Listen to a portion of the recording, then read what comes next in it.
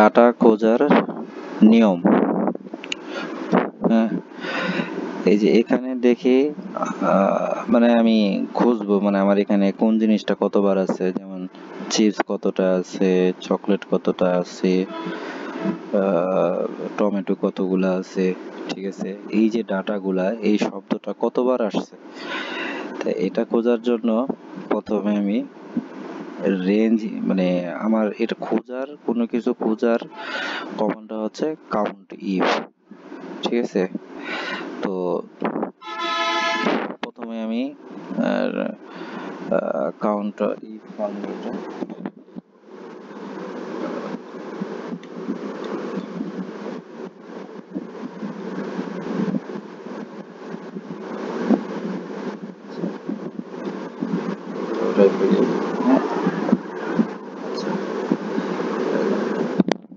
যাকে যাকে খুঁজবো, যাকে যাকে খুঁজবো সেটা আবার আমি এখানে উঠিয়ে নিব।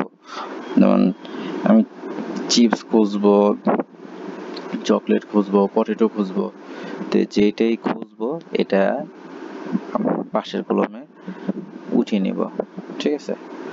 তারপরে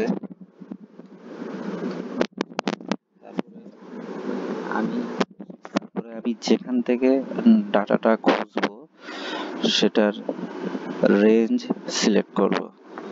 যেমন ধরি আমার ডাটাটা হচ্ছে এখান থেকে এখান পর্যন্ত।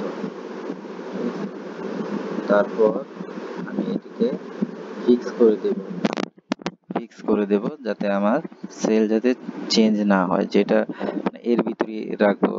যেমন একটা কলম যাতে আরেকটা কলমের ভিতরে না ঢুকে যায়। এটা যেহেতু ভিডিওটা করতেছে আমার নিজের জন্য, কারোর জন্য না, এটা আমি বুঝবো, ঠিক আছে।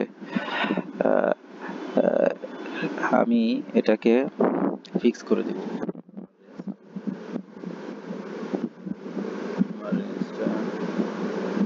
করব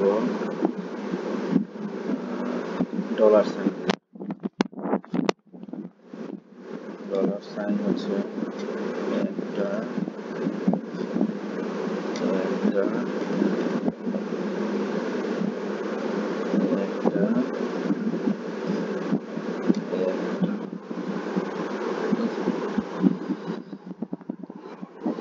দিলাম। তারপর যাকে খুঁজবো, কোনটাকে খুঁজবো, যেমন ধরি আমি চিপস রে খুঁজবো, ঠিক আছে। তো এন্টার দিব, দেখি এই যে আমার চিপস আছে কয়টা, 3টা, 1 2 3, মানে আমার চিপস আছে এখানে 3টা আমি পাইছি, ঠিক আছে। তাহলে চকলেট কয়টা একটু দেখি তাহলে। আচ্ছা, চকলেটও একটা, চকলেট কয়টা দেখি, চকলেট চকলেট একটা, চকলেট তো 2টা দেখতেছি। আচ্ছা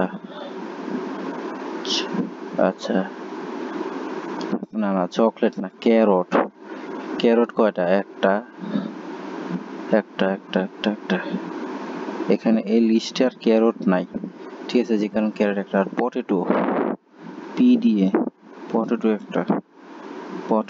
একটা। আচ্ছা, বাকিগুলোও খুঁজি।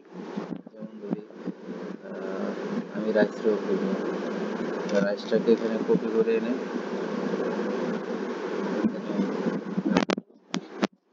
তারপর আমি আমার এটাকে ড্রাগ এন্ড ড্রপ করবো। যেমন রাইস কয়টা, 2টা, যেমন রাইস একটা,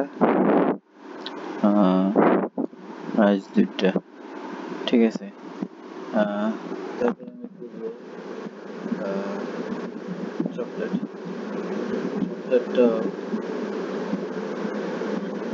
এখানে কপি করব, এখানে রাখবো, দেখি চকলেটও 2টা হয়ে গেছে, ঠিক আছে। চকলেটও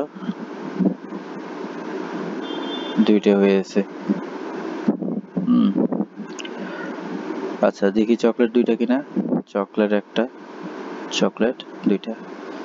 আলহামদুলিল্লাহ, এটা যে আমি স্মরণ করতে পারছি, আল্লাহর কাছে অনেক শুকরিয়া।